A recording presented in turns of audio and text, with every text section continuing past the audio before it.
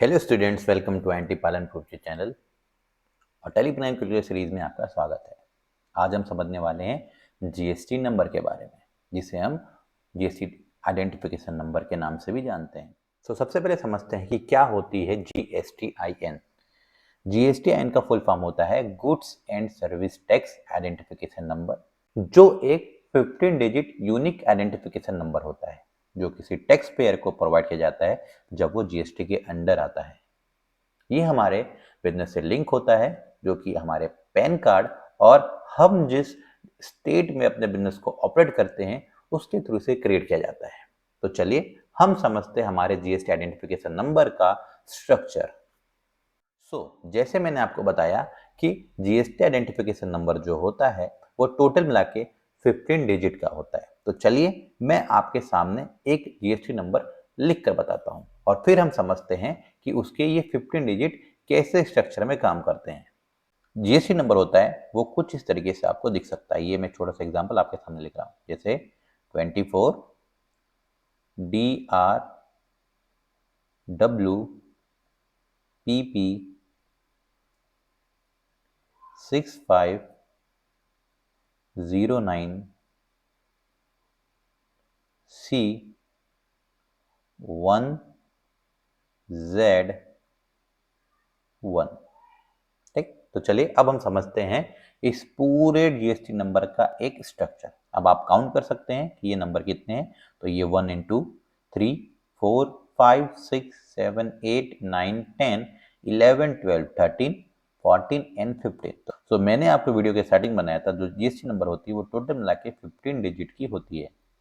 सो आप देख सकते हैं जो सबसे पहला जो दो नंबर है वो हमारे जीएसटी नंबर के अंदर पर हम जिस स्टेट पे अपने बिजनेस को ऑपरेट करते हैं वो बताता है। सपोज कि मैं अभी गुजरात में हूं और अगर मैं गुजरात के अंदर पर कोई बिजनेस स्टार्ट करता हूं और गवर्नमेंट के थ्रू जीएसटी नंबर लेता हूं, तो सबसे पहले दो नंबर मेरे 24 होंगे, क्योंकि ये जो जीएसटी नंबर कोड है ये हमारे गुजरात के स्टेट को मिला हुआ है। अगर आप जिस स्टेट से बिलोंग करते हैं उस स्टेट का जीएसटी नंबर आपको प्रोवाइड किया जाएगा। तो ये हो गया हमारा फर्स्ट 2 डिजिट, जिसके अंदर पर हम स्टेट कोड के थ्रू हमारे जीएसटी नंबर को डिफाइन करते हैं। अब आता है बाकी बचे हमारे 10 डिजिट। अब ये जो नंबर स्टार्ट होते हैं थर्ड से लेकर 12 डिजिट के अंदर पर होते हैं। जैसे किसी एक पर्सन का पैन एड्रेस होता है या पैन नंबर होता है, वैसे ही जब हम कोई बिजनेस स्टार्ट करते हैं तब हमें उस बिजनेस या उस फर्म का एक पैन नंबर लेना होता है, तब जाकर हमारे उस बिजनेस का करंट अकाउंट ओपन होता है। तो वही जब आप अपने जीएसटी नंबर को लेने जाएंगे या सबमिट करेंगे अपने डॉक्यूमेंट्स, तब उस पैन नंबर को भी उस जीएसटी के डॉक्यूमेंट के अंदर पर सबमिट करना पड़ता है। तो वो बाकी बचे 10 नंबर जो हमारे पैन नंबर के होंगे या बिजनेस के पैन नंबर के होंगे, गवर्नमेंट उसे यहाँ पर ऐड कर देती है। तो ये हमारे जीएसटी के अंदर पर हमारे पैन कार्ड का एड्रेस होता है। देन आती है हमारी बारी 13 डिजिट की, जो होती है एक एंट्री नंबर। ये बहुत इंपॉर्टेंट चीज है जो हमारे जीएसटी के अंदर पर ऐड किया जाता है।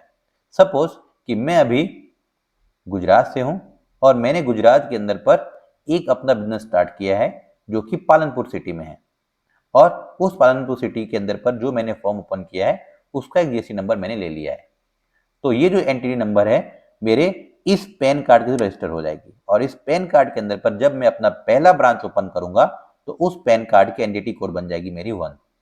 अब सपोज कि मेरा बिजनेस बहुत अच्छा चल गया और मैंने गुजरात के अंदर पर दूसरे किसी स्टेट के अंदर पर मैंने क्या खोल दिया, एक अपना बिजनेस स्टार्ट कर दिया, और जो कि है सिटी महसाणा। और याद रखिए कि मैंने ये जो ब्रांच ओपन किया है उसका भी मैंने जीएसटी नंबर लिया है, बट मैंने वहां पर अपना सेम पैन कार्ड यूज किया है। तब ये जो एंटिटी नंबर है 1 की जगह महसाणा के ब्रांच के अंदर पर हो जाएगी 2, क्योंकि मैंने सेम पैन कार्ड से ही सेकेंड टाइम जीएसटी करेक्शन करवाया है। तो आप समझ गए होंगे कि ये एंटी नंबर क्या होता है। ये सेम पैन कार्ड से डिफरेंट टाइप के जीएसटी नंबर रजिस्ट्रेशन करने पर नंबर को चेंज किया जा सकता है। तो जैसे 1 होगी तो फर्स्ट रजिस्ट्रेशन, सेकंड हो तो सेकंड रजिस्ट्रेशन, एंड थर्ड हुई तो थर्ड रजिस्ट्रेशन के नाम से होती है। तो आई होप ये एंटी नंबर क्या होती है मैं आपको समझ में आ गया होगा।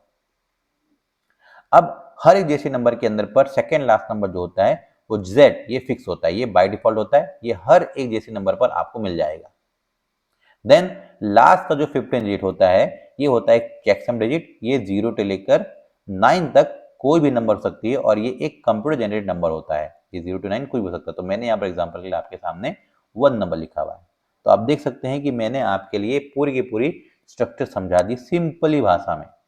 ठीक, तो चलिए एक बार हम रिपीट कर लेते हैं। तो सबसे पहले फर्स्ट डिजिट होता है वो स्टेट कोड होता है। जिस स्टेट में आपका बिजनेस ऑपरेट हो रहा है उस स्टेट के लिए गवर्नमेंट ने ऑलरेडी इसे फिक्स करके रख दिया है। आप अपने स्टेट का ये देख सकते हैं। उसके बाद ये जो 10 डिजिट होते हैं जिसे थर्ड से लेकर 12 तक हम काउंट कर सकते हैं, ये आपके फर्म अपने बिजनेस का जो पैन कार्ड नंबर होगा वही यहाँ पर डिफाइन किया जाता है। देन 13 डिजिट जो नंबर यहाँ पर होता है वो आपके बिजनेस के अंदर पर आपने जितने ब्रांच बनाए हैं या सब ब्रांच बनाए हैं और सेम पैन कार्ड से अपने बिजनेस को जितनी बार जीएसटी नंबर रजिस्टर किया है वो यहाँ पर दर्शाता है। तो ये एंटिटी नंबर यहाँ पर आपको मिल जाएगी। ये 1 से लेकर 9 तक हो सकती है। देन 14 डिजिट होता है वो एक अल्फाबेटिकल जेड होता है जो बाय डिफॉल्ट होता है। ये हर एक जीएसटी नंबर में डिफॉल्ट आपको मिलेगा। देन 15 नंबर जो होता है ये एक चेकसम डिजिट होती है जो 0 से लेकर 9 तक कुछ भी हो सकती है। ये एक सिस्टम जनरेट या कंप्यूटर जनरेट नंबर हो सकता है। तो आई होप ये आपको समझ में आ गया होगा कि एक्चुअल में जीएसटी का स्ट्रक्चर होता क्या है। सो आई होप आपको structure of GST identification number समझ में आ गया होगा। एक छोटा सा इमेज है जो मैंने दोबारा डिफाइन करवाया आपके बेटर अंडरस्टैंडिंग के लिए, जो आप अपने एग्जाम्पल के रूप में समझ सकते हैं। तो अब हम समझते हैं हमारे इस क्लासिफिकेशन से बेनिफिट क्या होता है।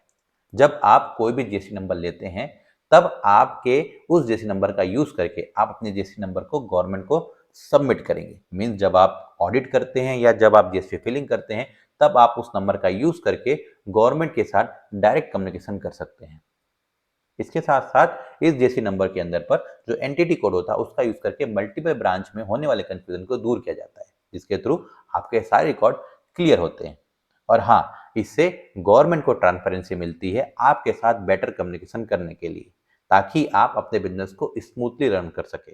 तो आई होप आपको GST number means goods and service tax identification का ये क्लासिफिकेशन वीडियो समझ में आ गया होगा। अगर आपको ये वीडियो हेल्पफुल लगती है तो हाँ, इसे लाइक करना ना भूलें। इसे ज़्यादा से ज़्यादा स्टूडेंट्स शेयर करें ताकि आपके फ्रेंड्स और आपके बाकी लोग भी जीएसटी के आइडेंटिफिकेशन नंबर को समझ सके। और अगर आप इस चैनल में नए हैं तो सब्सक्राइब करना बिल्कुल ना भूलें। सो मिलते हैं नेक्स्ट वीडियो में, तब तक के लिए हैप्पी लर्निंग।